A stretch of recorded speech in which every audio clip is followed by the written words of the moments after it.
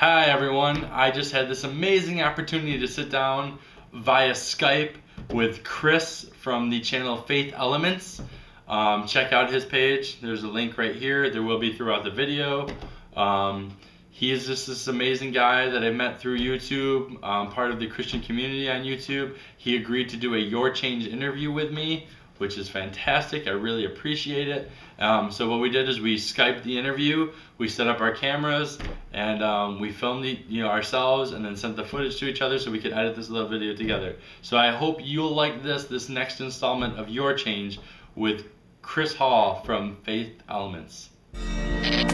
Self-discovery, healing, failures, successes, change, some kind of meaning, long-term goals, progress, positive change.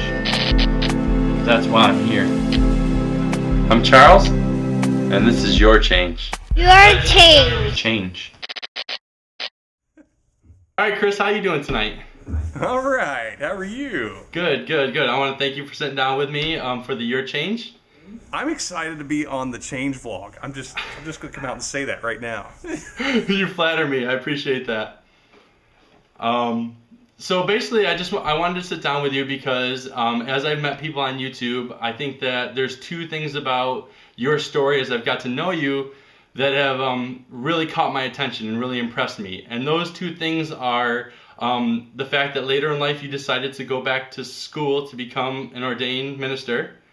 And the second one is, that you decided to YouTube with that knowledge and try to reach people through this new media, which I think some churches out there are trying to use and some aren't, and I think some are missing the boat and that kind of stuff. So I'm curious on what choices you've made to get to those two things. So I guess the first thing I would ask you is, at 30 years old, you decided to go back to school.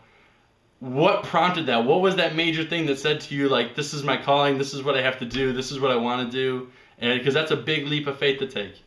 It was huge. And I have to say, first off, that it was a leap of faith, not only for me, but, I'm married, I have two kids, and that was a sacrifice. It was a leap of faith that we all did together, and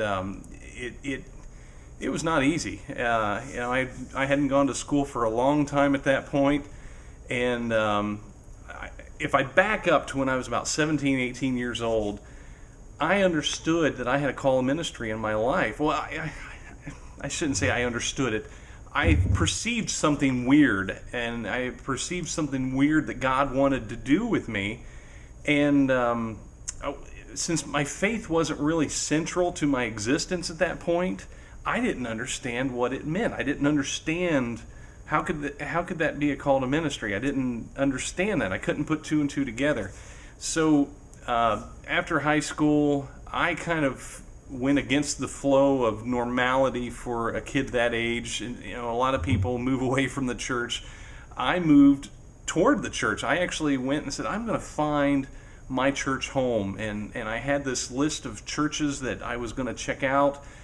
The very first one at the top of the list, I liked the architecture, so I picked that one to go to first because I have a fascination with architecture. It became my new church home. It became where I met my wife, the woman who's now my wife, and we were set up on a blind date, by the way, by a mutual friend, and we met in church, so how cool is that?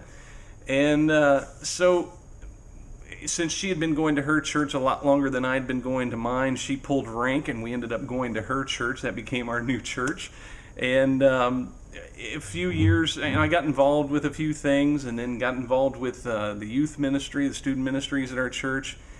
And I have a series of people, I'll spare you the long story, but there's a series of people that I kind of bumped into. If you imagine your life as being this straight line, and maybe you run into somebody, instead of being a straight line, what I'm trying to say, you run into somebody and they knock you back in another direction, then you run into somebody else and they kind of knock you in another direction. Maybe they make you think about things differently, and I got involved with doing media at our church. One of the ladies at our church, she needed help, and so yeah, I'll do that. I can handle that. I can work with PowerPoint and all that, and that's the first thing that got me connected to my church.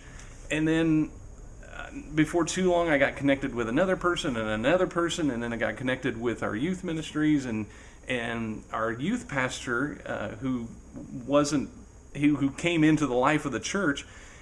He challenged me one day out of the blue. I had shared with no one, and I mean no one, I had shared with no one that thing that I felt when I was 17 or 18 years old, that there was this weird call in my life. And in the years between like 18 and 30, it would pop up every once in a while, and I would reason it away. I'd say, no, God, I know you don't want me to do this, or no, God, I know you don't want me to do this. I played drums, so I thought, I'll be in a Christian band. That's what you want me to do, God, and which I'm sure he appreciates our input, but, I know he has his plan.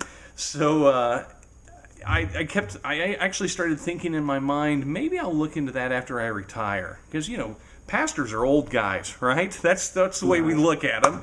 And so I thought, I'll look at that when I retire. And my youth pastor just absolutely, I worked with our youth staff, and he just absolutely punked me out, stopped in the middle of a conversation one day, and just threw it at me. He said, I want you to think about this call to ministry you have on your life. And he said it that plain, that abrasively, if you will. And I said, he stunned me so bad, I accidentally shared with him, I said, nobody knows about that. How do you know about that? And I said, never mind, you don't have to answer that, but I've never shared that with anybody. And he said, I really want you to think about it, and I want you to pray about it. Well, I didn't want to do it. I didn't, what sane individual will do that at 30 years old? That I'd run for a very long time, and I'd gotten very good at running, I might add, and reasoning and getting away from it. And so I committed to him that I would pray about it. It took me 2 weeks to get the guts up to pray about it, because I had a feeling I knew what the answer was going to be.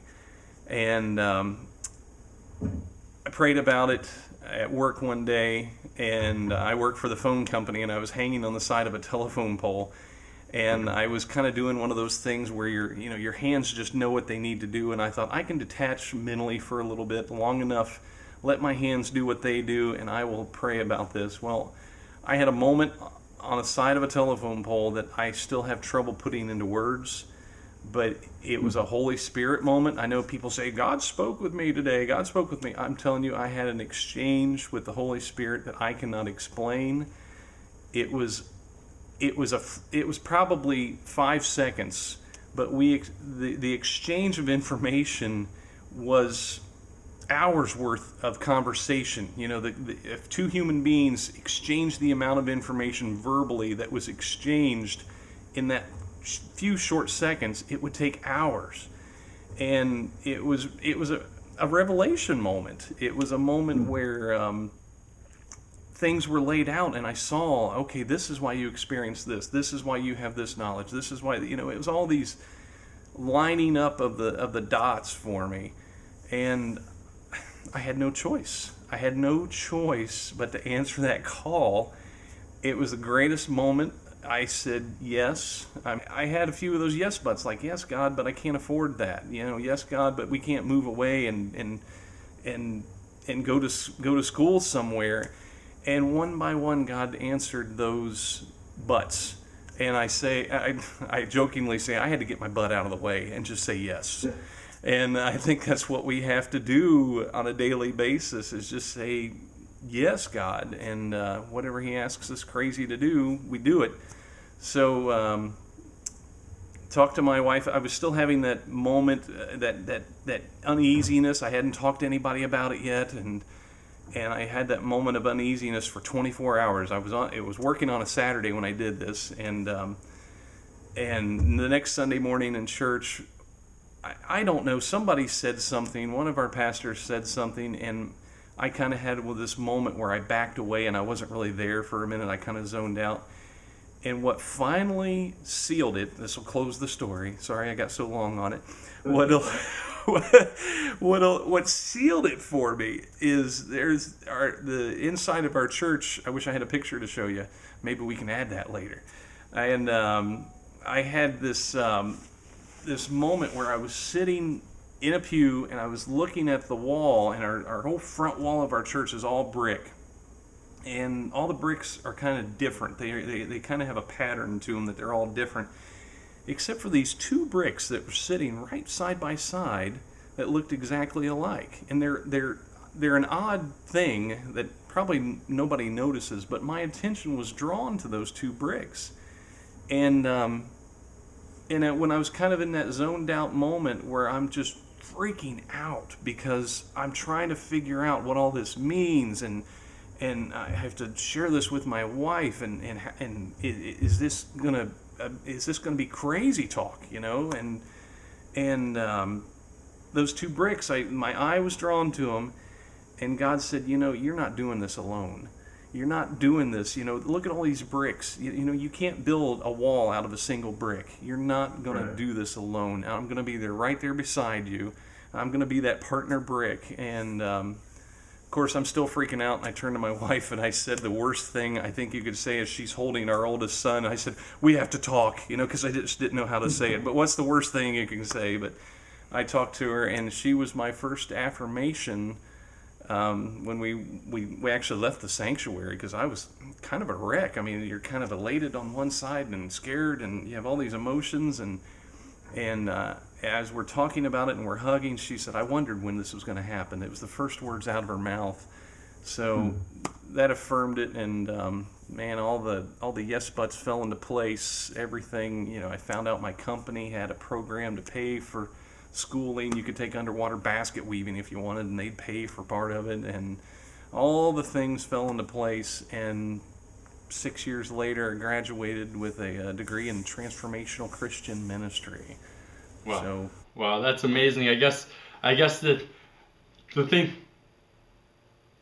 Well, it's just funny, you know. I guess that's amazing. The thing that strikes me the best is, you know, what other reaction would you have from the woman you met in his house? Yeah. You know, I mean, how appropriate is that? Like, you know, and our relationship's awesome. I mean, there's so many compatibilities, but we are exact opposites when you do like those personality trait things. You know, we're exact opposites on everything, but we complement each other. Plus, I'm 6'4" and she's like 5'9", so you know, it just everything works out. You know, it's just awesome the way God works. Yeah, that's awesome. So the other thing kind of got touched on slightly is the media that you started doing through your church, how you reached out to YouTube. Well, back then we were just doing PowerPoint stuff, and it was around 2003. Yeah, or 2004. I got this idea to promote a Promise Keepers event at our church. No, this would have been 2005. I'm sorry, I have no dates. But I was still kind of involved in our media stuff at that time. So I started thinking, how could you promote a Promise Keepers event? How could we do this? And I came up with the idea of making a video. Heretofore, I had never made a video. I had never used any editing software. I had never done anything, but this idea of making a video comes into my head. So having no clue what software I had on my computer, having no clue how to edit, how to do anything like this, a friend of mine, Arlen's his name, he and I made this video. We recorded at an arena that's here in Dayton called Hare Arena. We recorded this awesome little video, and without knowing how to edit at that point, all I saw was the finished product, and I worked towards it and made, if I can say so myself, if I can pat myself on the back, made an awesome video that to this day we still will watch it and just kind of like, wow, that was really neat. And that idea just started baking, and I, of course, I was really busy with school from 03 to 09. And this idea, I kept making a video periodically. I would make a different video for different things, and people really responded well to them. And I had watched several other YouTubers and thought, you know, I can do that. You know, I should be doing that. But I was so busy with school, I just couldn't make it happen. And actually had some of the ideas that I've been shooting recently as long ago as 03 and 04, and they've just been sitting there baking. And saw just a few people that I thought, the Christian community needs to be represented more on YouTube. And I found out not long ago that YouTube is now the world's second largest search engine, right behind Google. So people are looking for answers. And it just came to me that if people are looking for answers on YouTube, now I'm going to think of YouTube as a 24-hour mission field. So I've got to get on the mission field. And if this is going to be the 21st century, one of the 21st century mission fields, I've got to be part of that. Yeah, I totally agree with you there. I mean, the potential, we look at somebody like, say, Joel Osteen down in Texas and filling, 30,000 seat arenas or whatever, and we think that's incredible that he can reach that many people in one day, but we have the potential to reach like 4.5 million people on a YouTube video if we do it correctly and we reach the right people, and that's just amazing to think. And the idea of a YouTube ministry, I think, is perfect, and that's what's really drawn me to your videos, and I really enjoy them and the message that you send. So that's great. And I think too, we think big numbers when we think success. And I had a conversation with Start Loving recently, and he reminded me, we're not called to be successful, we're called to be faithful. And I think that's a Mother Teresa quote, but there's so much truth to that. And we are going to get left behind and ignored and become irrelevant as the Christian community if we don't embrace some of these ideas and some of these new technologies.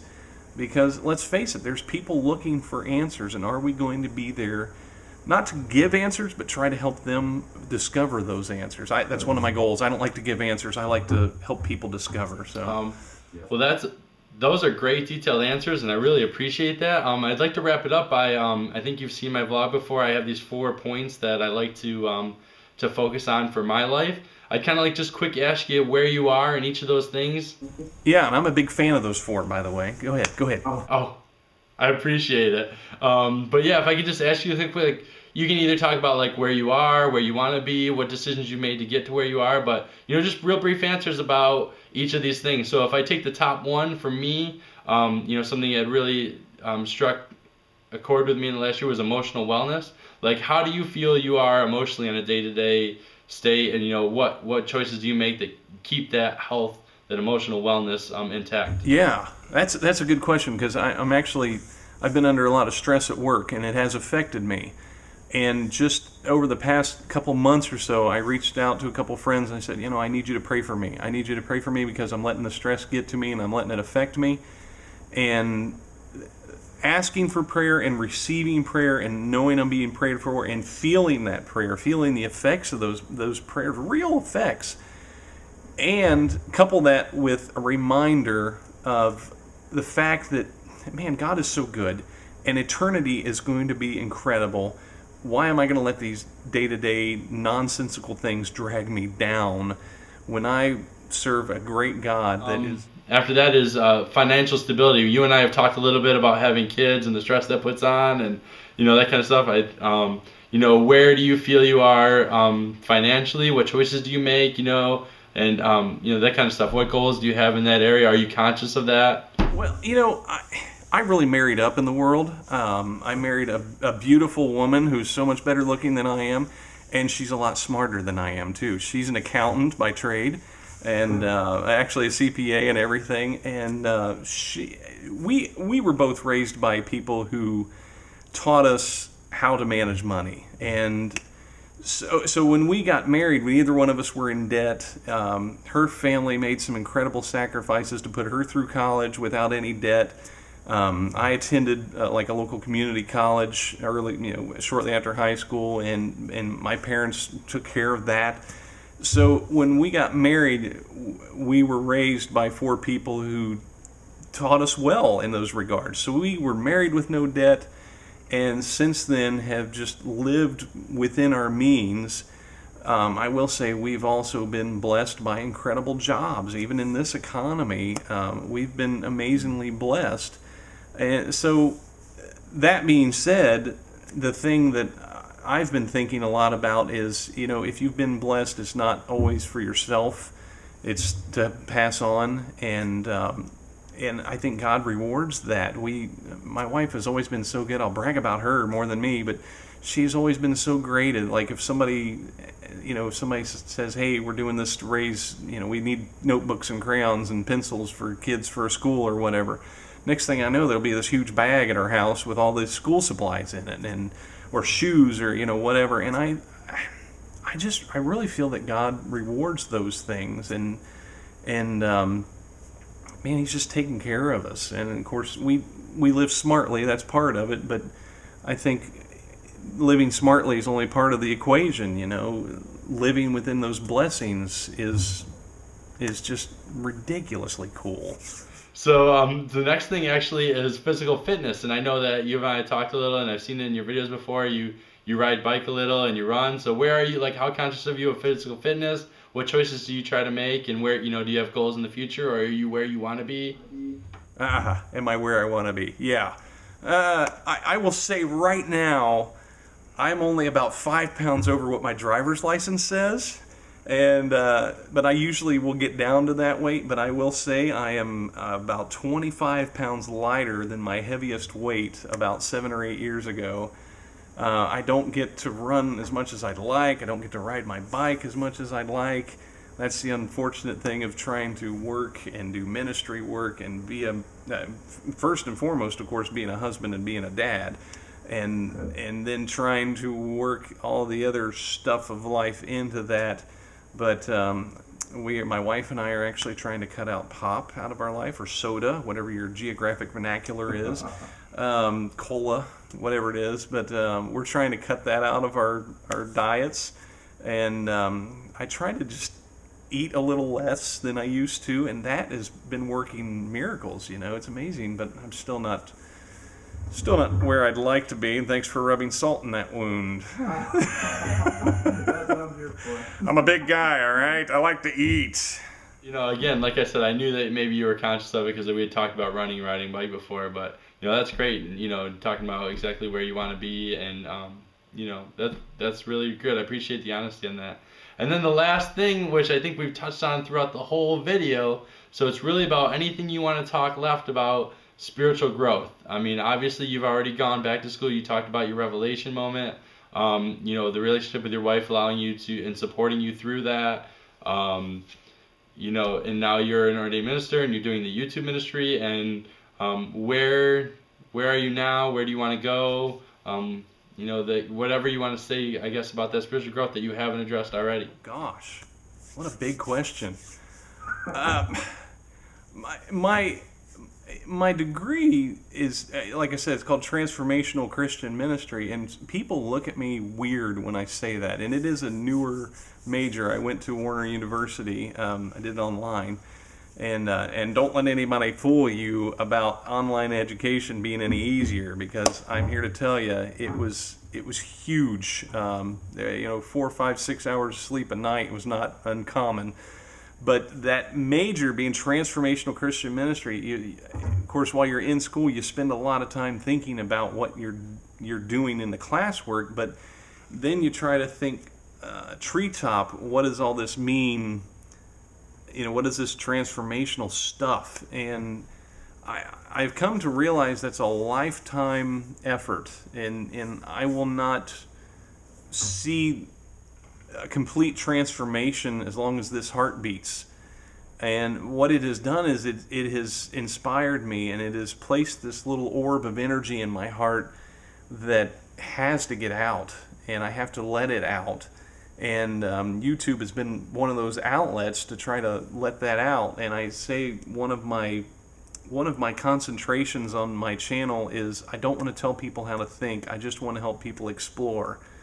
Because you can come to me, I can give you some answer, and then you can hang your hat on that and you can say, well, that's my answer. Well, no, that's not your answer. You just borrowed that from somebody else. I want people to find that answer in Jesus and what these things mean in their life.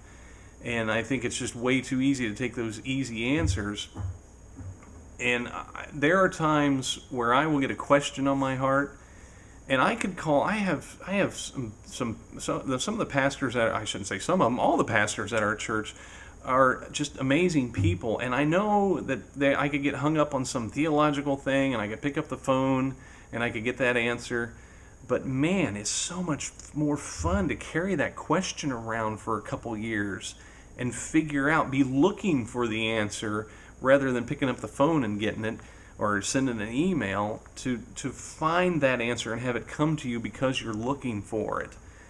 And that's, to me, that is a bottom line of the Christian faith, is, are you going to question what's going on? Are you going to question what you're reading in the Bible? Are you going to take those stories and discount them as some 2,000-3,000-year-old account of events?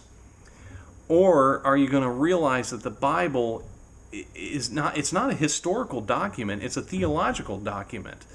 So, and it's not a document that was broadcast to people 2,000-3,000 years ago and then carried through the ages to us. It's a document that in a non-chronological way has been broadcast to all of us at all times. So you have to take those stories and go, what does that mean to Chris Hall in 2011? You know, it's not that the story is irrelevant, because it's completely relevant, because it's a story of human beings, by human beings, told to human beings, inspired by God. And that human nature is the same today as it was 2,000 years ago. They dealt with the same issues. Yes, the culture was different. Yes, the times were different. Things were different in their lives. But they were still human beings trying to figure out life and trying to figure out what all these things mean. So those stories are for me. They may not be about me, and they're not just for me. I'm using me as an example. They're for all of us. But those stories, when I read a story in the Bible, I have to go, how does that work to me now? What's the application to me now? Not just reading it and leaving it on the paper, but drawing out that meaning and doing what you call an exegesis, drawing out that story and applying it to my heart. Yeah, I think that's perfect, because I think one of the things that always strikes a chord with me, and I've had this conversation with people, is when you hear people talk about the Bible, they never refer to it as the written Word of God. They call it the living Word of God.